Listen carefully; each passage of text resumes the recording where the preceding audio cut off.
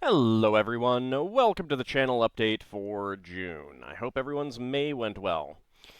Let's go ahead and talk about what's been going on the channel, because there are some things to talk about. We have started up Final Fantasy Tactics A2 Grimoire of the Rift since Tecmo Secret of the Stars. Moving down here to the past playlist area. Completed. I really enjoyed Tecmo Secret of the Stars. The story needed work, the translation needed a lot of work, but I thought the mechanics were pretty solid overall. There's definitely some bugs. Not all the spells work the way that they should, and I'm not sure what everything does. Um, but it's definitely a game that could use a remake. I think, like a good solid remake, keeping most of the stuff the same, tweaking the systems just a bit. But I think like if the translation had been better, if it had just a solid translation, even a Ted Woolsey style translation, which has its own problems, but I think it would have been a really good like entry level RPG, because there's like the battles can be tough. There's enough periods where it's like you get into some trouble and you need to go grind. And you have to do some strategizing on how I think it would teach young people really well about strategizing in a JRPG game. Anyway, I really enjoyed it. I hope you guys enjoyed the LP as well, and I think most of you did. And I hope you're enjoying Final Fantasy Tactics A2 as well. It has been a lot of fun so far. I'm really enjoying it. In terms of streams, as you do know, actually, I should mention Tales of Berseria is ongoing, and that is going to continue to ongo for quite a while. It is not a short game. It's not super long either, but we definitely have a ways to go. In terms of streams, I do have to apologize for all the disruption this past month. Unfortunately, that is likely to continue. Um, it's all medical related. I had a whole bunch of things that it turns out are all related. And they've been getting worse. But I'm on some medication now. It's going to take a while for it to, like, really start to have an effect. It's got to, like, really filter through the body kind of thing. And I need to be constantly getting, well, not constantly, but, like, periodically getting blood tests to see what the levels are in my system, so they can tweak the dosage just to get it right, kind of thing. So in the meantime, one of the things that has left me with is insomnia.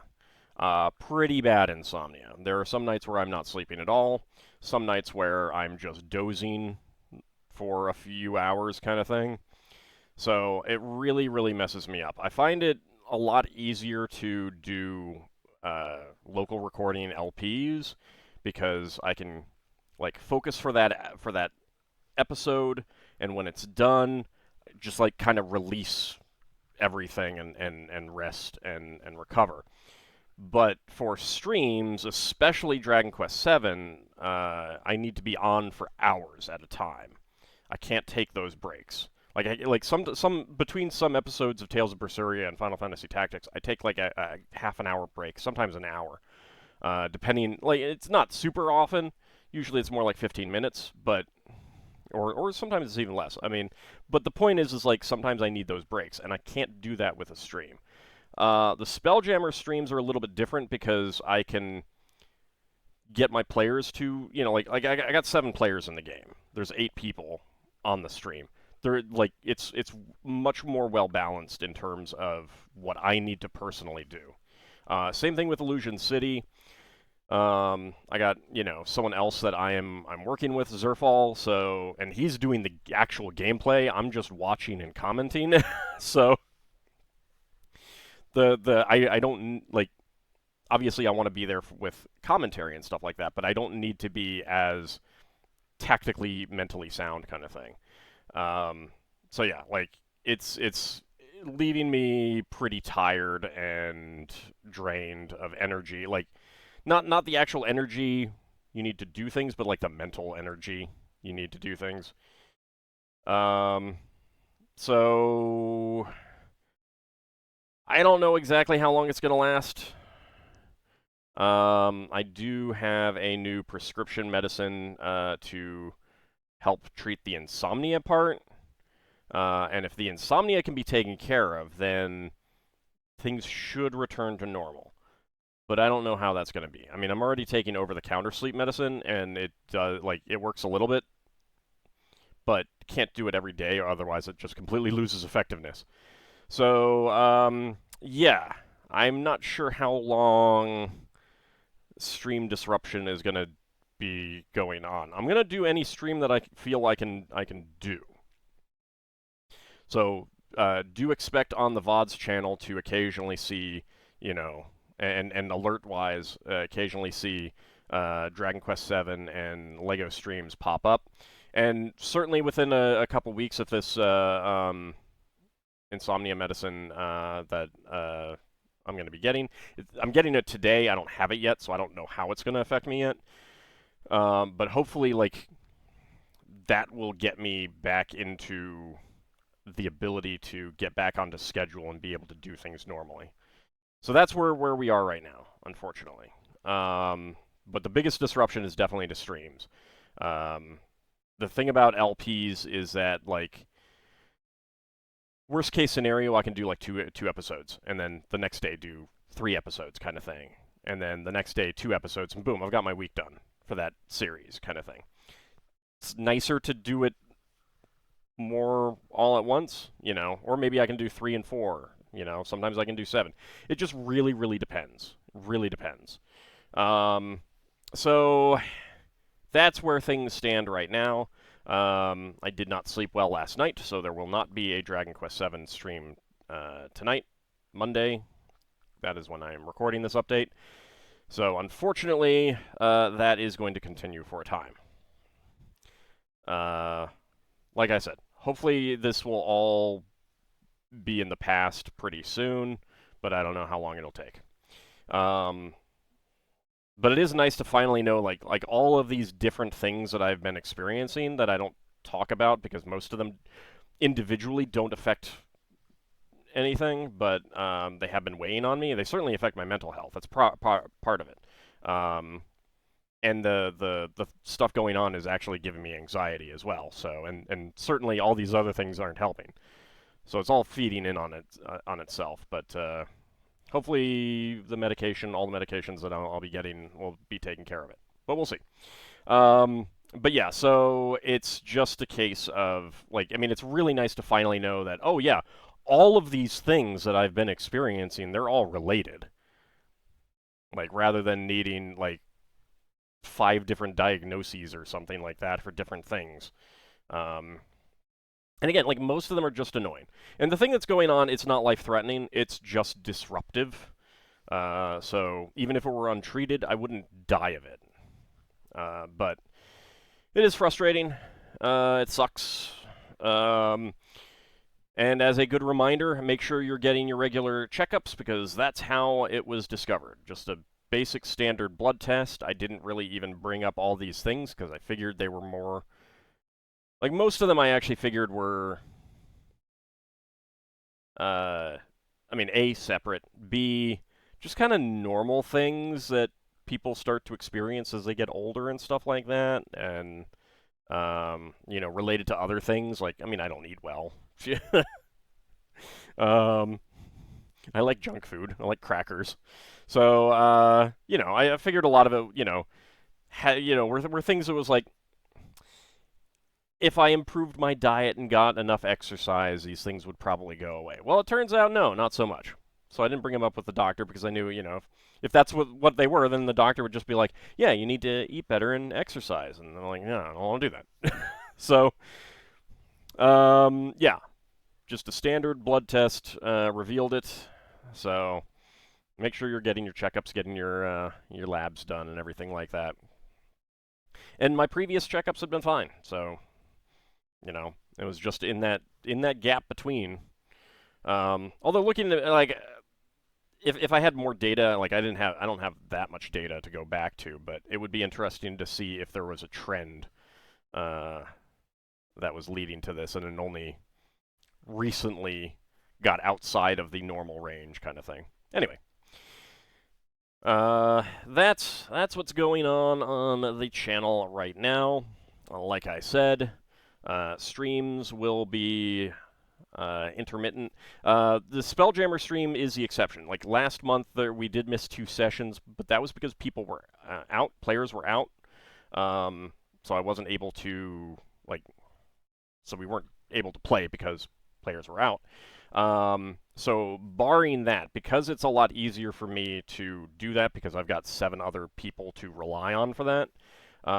Those are that's the stream that's least likely to be disrupted by this. I mean, certainly if I don't sleep at all and I'm completely exhausted, then I may call off a session, but I'm usually getting enough sleep, especially at the time that I do that. Noon to 4 is not too bad for me. It's usually later in the evening where I start to really mentally drag. And that's where all my other streams are. Dragon Quest VII is 4 to 10. The LEGO streams are 7 to 10. So, if it looks like this is continuing on, maybe I'll move the LEGO streams earlier, do those at noon on Wednesday and Friday. I don't know how that would be affected by viewership, but that's a possibility. It's something to consider. I could move Dragon Quest VII earlier or do it shorter or something like that. I don't know. These are things that are in the back of my mind, but I'm gonna take a week with this new medicine and see how that goes. Like I said, I'm gonna try to stream on Wednesday and Friday, but no guarantees. So that's where we are right now. Not too much else to talk about. The names of my Patreon supporters are scrolling by at the bottom. I really do appreciate all the support you're showing.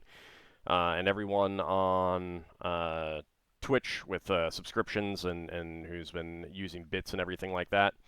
Really does go a long way to ensuring that I can continue to do this. And, of course, got to pay for all this medical stuff, too. I mean, I got insurance, but still. So it's just, it really does help that people are willing to support me and encourage me and continuing to enjoy what I'm doing. And I once again want to apologize for the stream disruptions. It's not arbitrary. It's just and even before this past month, there have been other stream disruptions, and now on reflection, it's like, oh yeah, it's all because of this stuff that I've been going through that I just didn't realize I was going through. So it explains a heck of a lot that I've been feeling over the past couple of years. So that's good. That's really good. But that is where we are right now. If you are enjoying the content, please do consider supporting me here on YouTube, over on Patreon, over on Twitch, whichever is your preference. We do have channel memberships here on YouTube. Really does go a long way to helping me continue to be able to do this. So I want to thank every single one of you once again. Really does mean a lot. Over on the blog, I have put up a new deity, continuing on with the Titans. I kind of want to get the Titans done before I move on to the Olympians. So we have one of the other 12 Titans, Iaptos the Piercer, who, again, like most of the Titans, really doesn't have a whole lot of information about him.